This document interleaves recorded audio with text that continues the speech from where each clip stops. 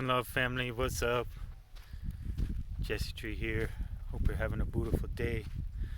I'm having a beautiful day here. Finally, we got cloud and rain. We had fire happening the other day in the mountains, and it's been just such a dry, hot summer. And there's a lot going on in the world these days, especially around weather, interestingly, and natural sort of occurrences and disasters.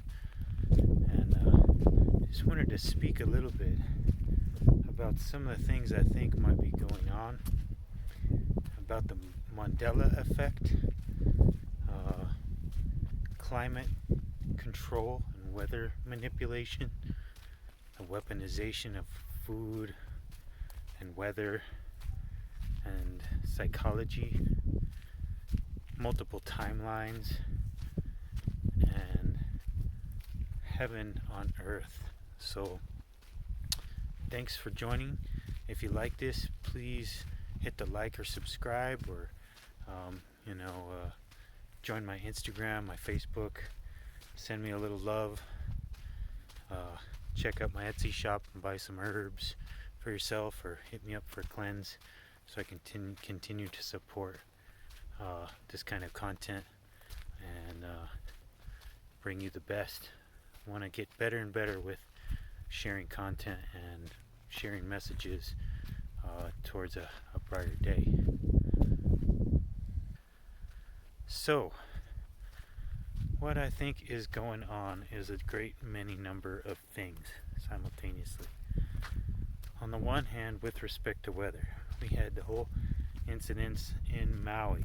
We had fires earlier this summer in Alaska. We just had, there's fires all over the country. There is every year.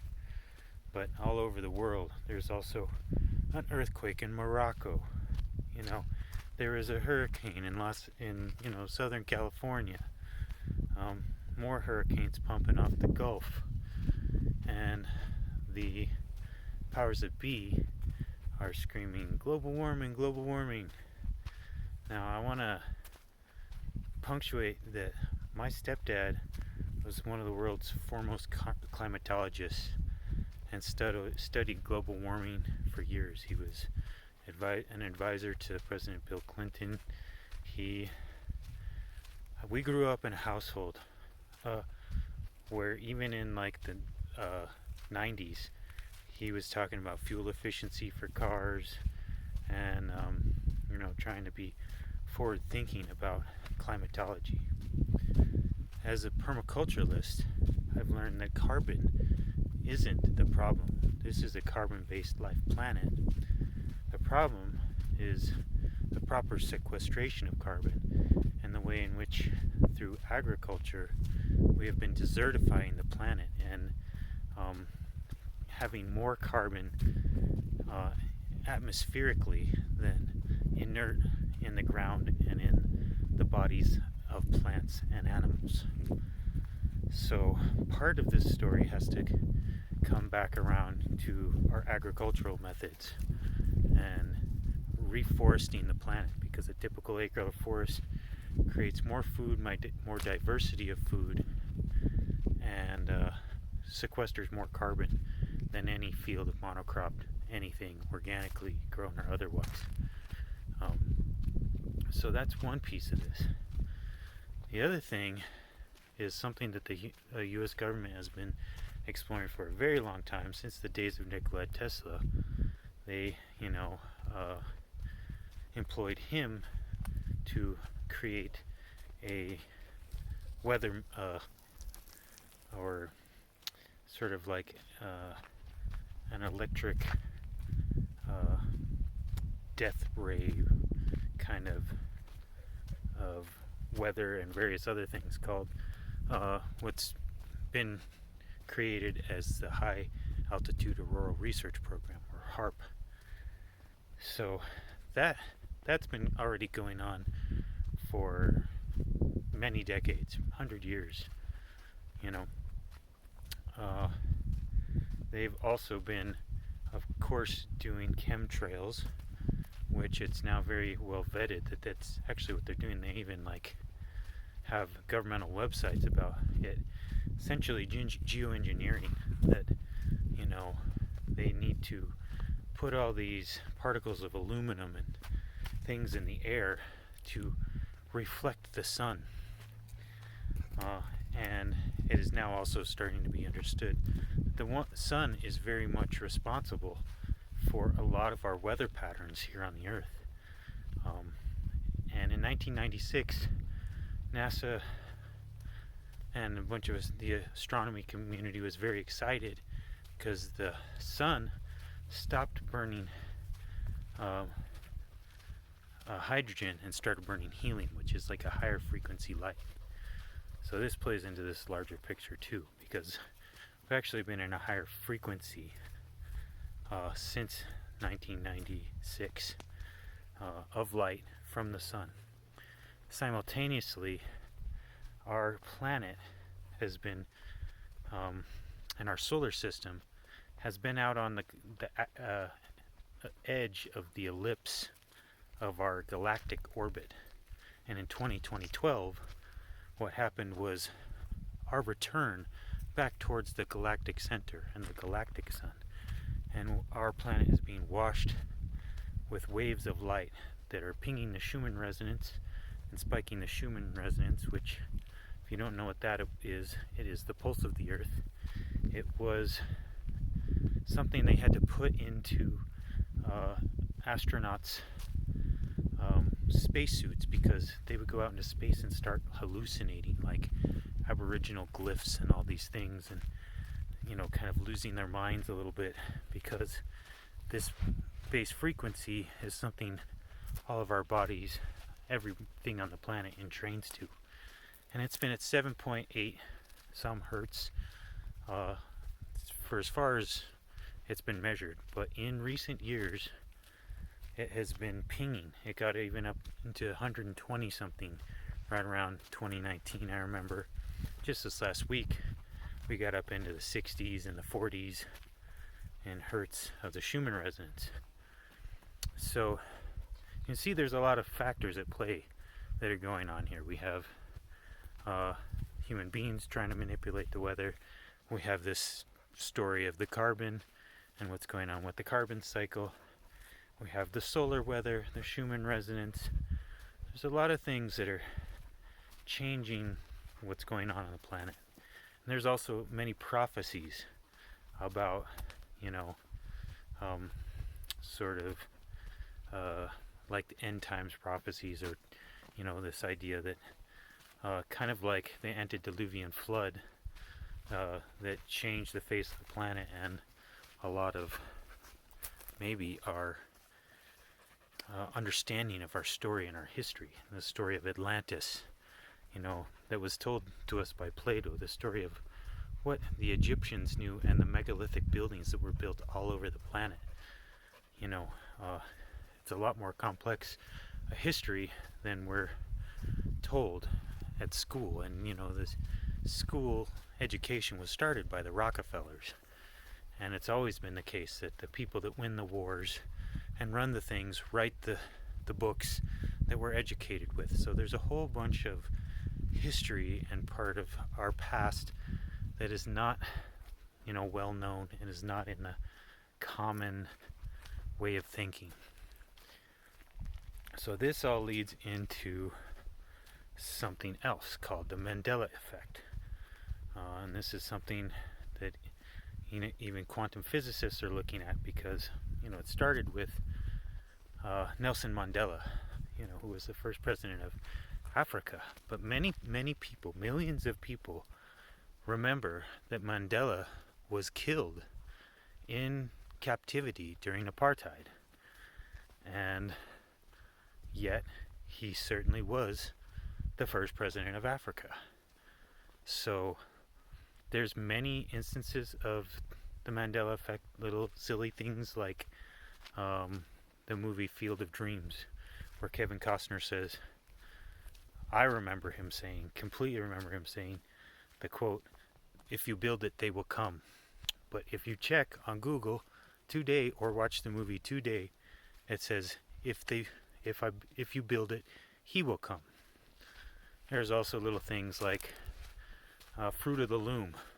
I remember as a kid that the Fruit of the Loom logo had a cornucopia, one of those little horn-shaped baskets full of fruit.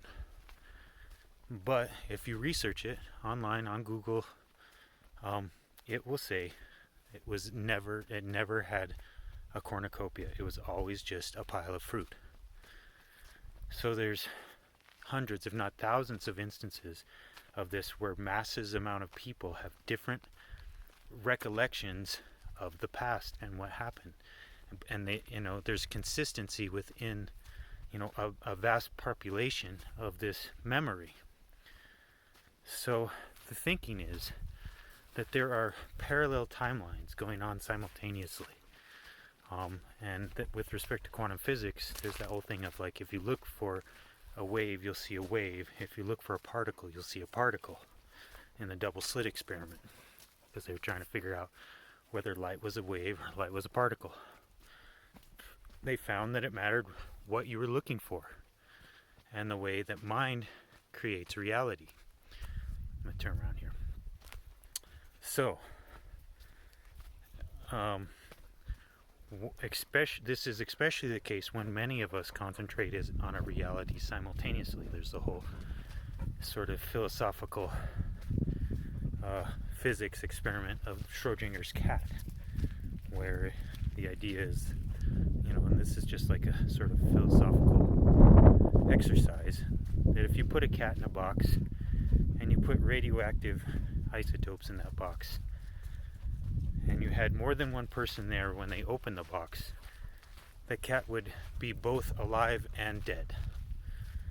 So what I'm getting around to is that these parallel, we're multidimensional beings that create and generate realities with our mind. And everything we think and every action we take changes the future timeline of our life, and by extension the rest of the universe, because everything is connected.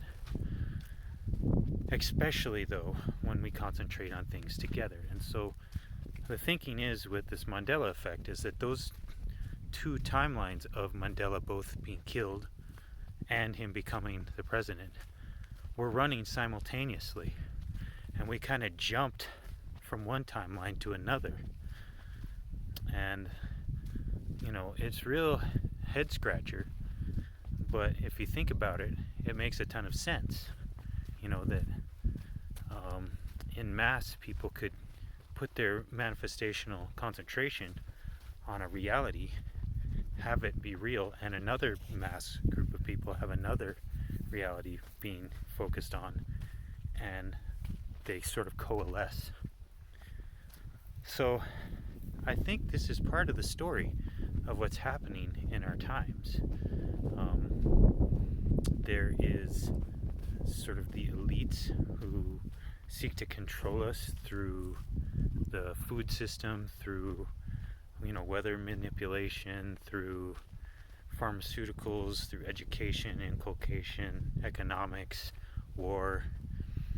And it's really a shame, because there's like 100 families that control the lives of 8 billion people and the ecology of the planet, and it's only because of the acquiescence of our manifestational energy and potential. So, I'm bringing this up because we need to reclaim these things, reclaim our ability to create new realities. Another thing that comes to mind is there's a movie out by Dr. Stephen Greer called The Lost Century, about how essentially people in high places have been developing technology and scientific understanding that is a century beyond what we know now. Now think back a century ago, people were, in the 20s, just barely starting to like drive cars and fly airplanes and stuff like that. That was just like a new reality compared to now. We supposedly go to space. We have these like super powerful computers we carry around in our hands. Imagine the technology that would be 100 years beyond this. Not only that, but they say that the Arabic culture was actually on track to go to the moon in the 1800s. Imagine if they had, what that could have meant for us in 2023.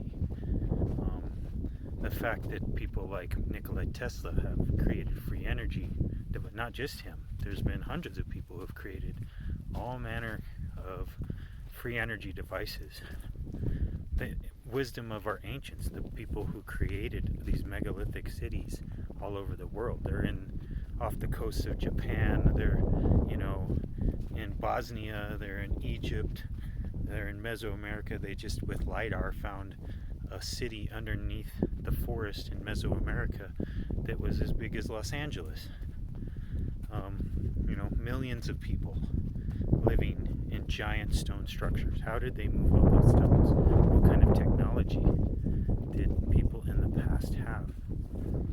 And so there's this whole thing of shifting timelines and how to shift the timelines. I think one of the things is going to be regenerative agriculture, because that's always been weaponized over time. I was just talking with a friend about that the other day, how the elites always had the best food, and that's always been a weapon of war, is to control your enemy's food supply and their access to food, and what kind of food. And I remember even being a Chinese herbalist, tonic herbalist, and just being into herbalism in general, learning that cordyceps mushrooms used to only be available to the emperor. If anyone else was caught with cordyceps mushrooms, they were killed. So now we have access to all these superfoods. Now we have access to the knowledge of regenerative agriculture through permaculture. We know how to grow 8 acres of food on 1 acre by vertically stacking, like a forest, a perennial garden with a no-dig till system. When you till, you release more carbon in the atmosphere, you destroy the life, and 90% of life actually lives below the soil on this planet. And so I think permaculture is a powerful way. Another thing is this understanding that we are powerful manifestors, and that the way we focus our mind can change the course and the flow of future history, so to speak. So, beyond that, there's things like the knowledge that there has been technology developed that could free us economically and energetically. If we were able to grow 8 acres of food on 1 acre, and everybody's doing that, and we had access to free energy, can you imagine just what a world it would be where people didn't have to worry about food, people didn't have to worry about energy, people didn't have to worry about money, because they had the things they needed in terms of food and energy. And we're creators. People love to create clothes and buildings and art, and all the rest of that stuff would just be a byproduct of our freeing up of time. And so I think this is something to focus on collectively. Let's use our creative ability to create an in mass. The more of us that concentrate on this, the better. How could we create heaven on earth where there's no disease, no sickness, because people eat well and know the science of fasting and breatharianism, and permaculture, and that there'd be a plenty, and that the ecology would be taken care of, for the other plants and animals and for the future generations. And that would be an abundant, verdant, beautiful world. That we'd have free energy. That we'd be free. That we've freed ourselves from the control that we've given to the social architects, just because it's been handed to us and it's what we know and we feel comfortable with. Just like an abuser will, someone who's abused will defend their abuser, you know. So I think it's time for this. I think it's been time, and I think we are kind of actually experiencing one of these aspects of coalescing multiple realities, and that's why things have been tricky lately. So let's take action. Let's take the call. Let's mind our mental universe. Everything will happen according to divine timing and order and plan. We don't have to do that much. We just got to move slowly and steadily towards our highest vibration, our highest potential, the highest thoughts, the highest foods, the highest, people that you bring in your life, the thing that gives you the most joy. That it's really in these smaller, simple steps that we're going to move to a higher vibration. Maybe we arrange some mass meditations. They've proven through number generators that when people meditate or pray in mass, crime goes down, economics go up, all kinds of things, because people aren't concentrating on their problems, they're concentrating on their peace. So anyway, I think I'll wrap it up with that. Once again, give a like, share, and subscribe, or follow me on social media, light_alchemy, light_energy_alchemy on Instagram, or just Jesse Boudreau on Facebook. Join us for a wildcrafting class or permaculture class.